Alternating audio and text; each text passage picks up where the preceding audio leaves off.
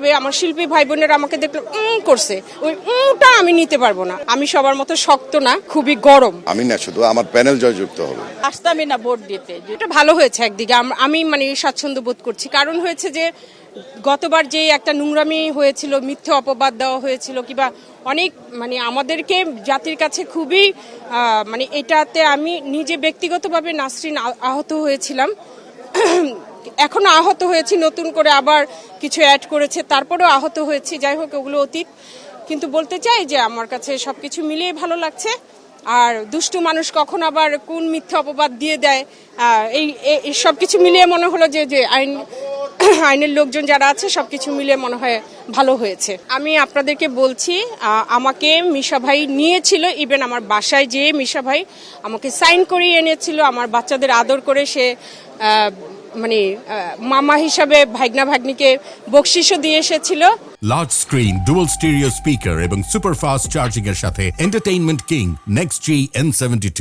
আমি 3-4 দিন পরে আমি ফিল করেছি যে আমি নাসরিন একজন সিনিয়র শিল্পী হিসাবে আমি যদি মানে একটা গ্রুপে যাই এখন বর্তমান যে সিচুয়েশন, তাহলে দেখা যাবে আমার শিল্পী ভাই বোনেরা আমাকে দেখলো করছে, ওই টা আমি নিতে পারবো না।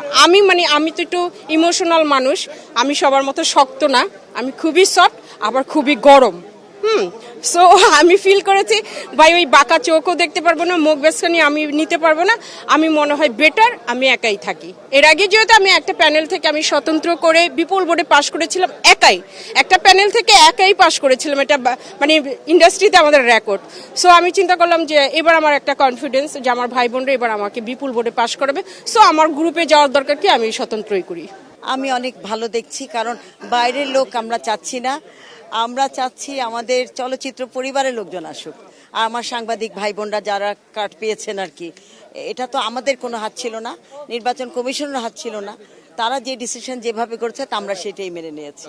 সেটাও তো তার বিরুদ্ধে তো কিছু বলতে পারছি না।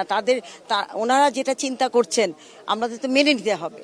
তবে একটু লিবারেল হওয়া উচিত। তারা আসবেই, দেখবে, সবাই শিল্পীরা আসবে, এটা আসবে স্বাভাবিক। কিন্তু তাদের যে মানে কি বলে ব্যারিকেড যেটা, সেটা মেনে আমাদের চলতে হচ্ছে।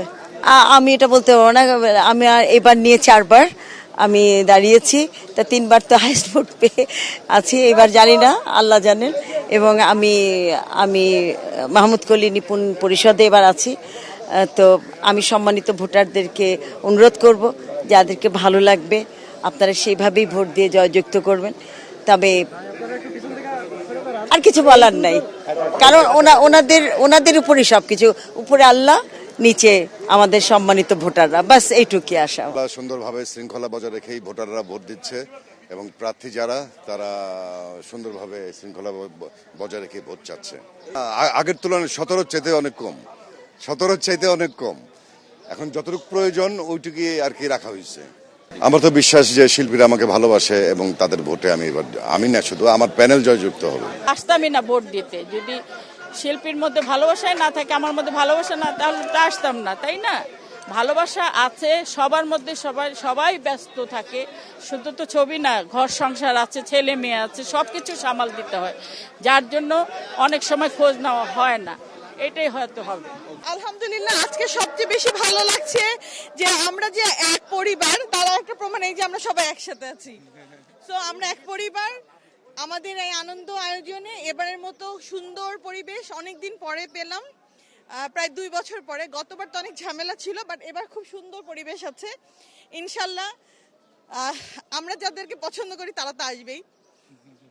সুন্দর পরিবেশ।